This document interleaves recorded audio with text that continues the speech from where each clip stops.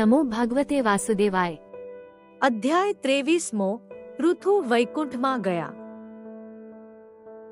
મૈત્રેય કહે છે, હે વિદુર, પૃથુરાજા વૃદ્ધ થયા પછી વિચાર કરે છે, જેને માટે મારો અવતાર છે તે નગર અને ગામાદિની રચના મેં કરી છે, પ્રજાને પાળવારૂપ ઈશ્વરની આજ્ઞા મેં પાળી છે। આમ વિચારીને પ્રજાને રડતી મૂકીને સ્ત્રીએ સહિત પોતે વનમાં જઈને વાનપ્રસ્થોએ કરવા યોગ્ય તપ કર્યું।